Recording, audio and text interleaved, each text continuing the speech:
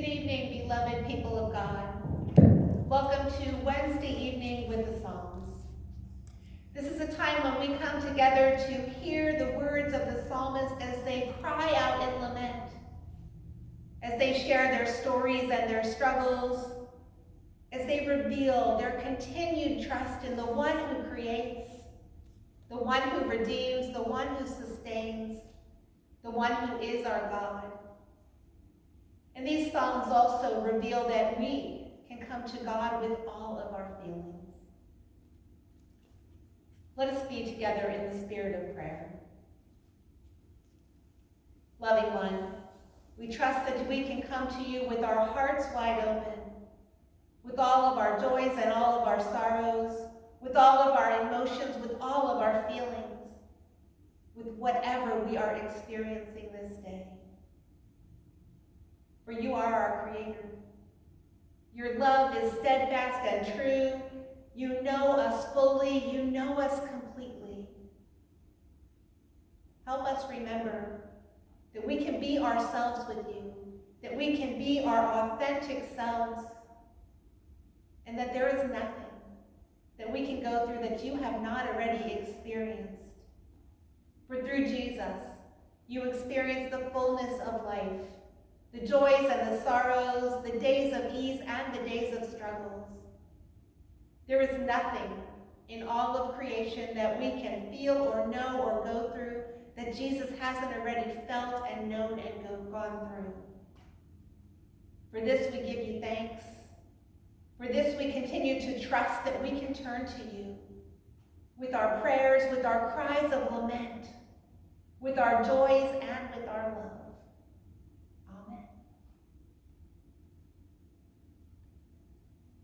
As we continue to travel together on these Wednesday evenings, we'll explore the Psalms. Not just the upbeat parts, not just the familiar sections, but each week we'll read a psalm in its entirety. Together we'll hear words of heartfelt thanksgiving and praise, along with deep emotions of angst and anger, of confusion and chaos. Together we'll listen to the innermost yearnings of the psalmist as they try to make sense of life which so often doesn't make sense. As they try to make sense of a world which too often doesn't make sense. As they try to discern how God moves within and through and around all of humanity. As we continue to listen to the ancient words of the psalmist, I hope that you come to a deeper realization and awareness that through these sacred texts we are given permission to come to God with all our feelings and our emotions. That we are invited to come to God as we are, with our hearts wide open, with our deepest thoughts revealed. To God who created us, who knows us, who is always searching our hearts and our souls, who is with us when we bubble over in laughter and delight, and when we release those deep guttural cries of lament. God who is with us when we question and doubt, and when we trust and believe. God who is with us when we are angry and anxious, and when we are happy and joyful. God who has always been with us, who will always be with us. God who is a keeper of promises forever. Tonight I offer the words from Psalm 25, which is a prayer for deliverance, a prayer of individual and communal lament, a prayer for relief and forgiveness. And this translation is from the Common English Bible. I offer my life to you, Lord.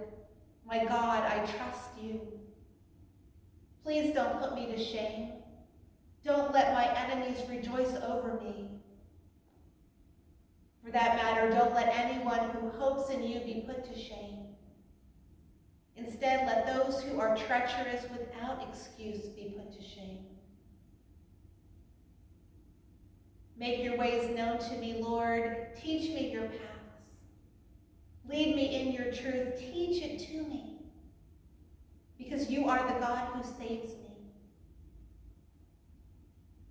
I put my hope in you all day long, Lord. Remember your compassion and faithful love. They are forever. But don't remember the sins of my youth or my wrongdoings. Remember me only according to your faithful love for the sake of your goodness, Lord. The Lord is good and does the right thing. He teaches sinners the way they should go. God guides the weak to justice, teaching them his way. All the Lord's paths are loving and faithful for those who keep his covenants and laws. Please, for the sake of your good name, Lord, forgive my sins, which are many. Where are the ones who honor the Lord? God will teach them which path to take. They will live a good life, and their descendants will possess the land. The Lord counsels those who honor him. He makes his covenant known to them. My eyes are always looking to the Lord, because he will free my feet from the net. Turn to me, God, and have mercy on me, because I am alone and suffering. My heart's troubles keep getting bigger. Set me free from my distress. Look at my suffering and trouble. Forgive all my sins. Look at how many enemies I have and how violently they hate me. Please protect my life. Deliver me.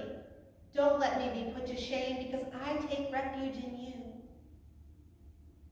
Let integrity and virtue guard me, because I hope in you. Please, God, save Israel from all its troubles. In Psalm 25, we hear a range of pleas and proclamations. We hear of the trust the psalmist placed in God, and we hear of a plea for self and for all who put their trust and hope in God. We hear the attributes the psalmist subscribes to God. The Lord is good and does the right thing, teaches sinners, and that would be us, the way they should go. We hear of heart's troubles, of a desire to be set free from distress. We hear that the psalmist does speak to God for individual and communal help, speaks to know God's ways and for help to follow them. Psalms are prayers with poetic and moving words, with metaphor and imagery. And psalms have been sung repeatedly by faith communities throughout the ages. They offer ancient words which are sometimes comforting, which are sometimes disturbing. Psalms offer a glimpse into the world of our ancestors, along with a reminder that though many things in life have changed, others still remain the same. For we still search for answers.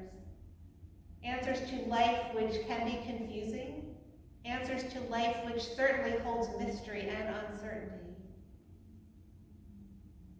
Like those psalmists, I believe we are continually trying to make sense out of life and the world around us. At least I know that I am. Especially in the middle of the night, especially in these trying days. And I believe we long to know God more fully, that we yearn to follow God's way more closely. And we do this as we seek guidance, as we ask questions, as we reflect upon and perhaps consider anew the many wonderful attributes of our God. As we continue in this time of pandemic, perhaps we need to pause, to acknowledge that sometimes, especially now, our lives feel like wilderness experiences.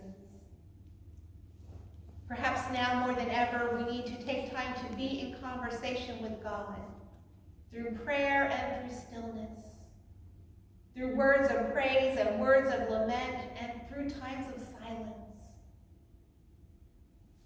Perhaps we will reach a new depth in our relationship with the one who created us, the one who guides us, the one who is always listening, always speaking, always creating, always yearning to be in that deeper and closer relationship with us. The Psalms, Psalm 25 particularly, remind us that we live in a world fraught with struggles and concerns, with enemies, if you will. And these enemies are found both outside and within. In times of struggle, in times of unrest, we may forget that we are beloved creatures of God. And when we forget our belovedness, we become subjects to all kinds of thoughts and behaviors that make us less than we were created to be. We may become vengeful or mean. We may become scared or inclined towards self-destructive behaviors. We may find that we withdraw inward, allowing our thoughts and feelings to fester and to grow.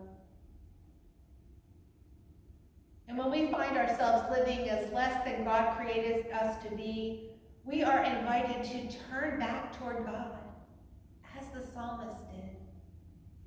To share what we are feeling, to share our confessions, to share our concerns, to share our confusions, to share our brokenness and our fears. And all the while, trusting that God is deeply listening, that God is ever present and always working within us to transform our hearts, to open our minds, to forgive us with that precious gift of grace, and to guide us on to new paths. Will we slip up again? Sure, we're human. Will we find that we make choices that we regret? Yep. Will we find ourselves in times of struggle and times of loss? Yes. But friends, God is always there to pick us up, to carry us, to point us toward a new way, to reveal something new, to offer blessings in the midst of whatever life places in our path.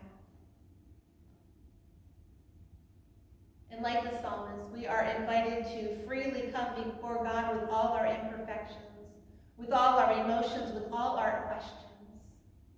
We are invited to come before God with all our feelings this day and every day, to take a daily walk with God, trusting God's promises, trusting God's covenants, convinced, absolutely convinced that God will do what God promises to do, that God has always done what God promised to do, and that God is doing right now what God has promised us that God will do.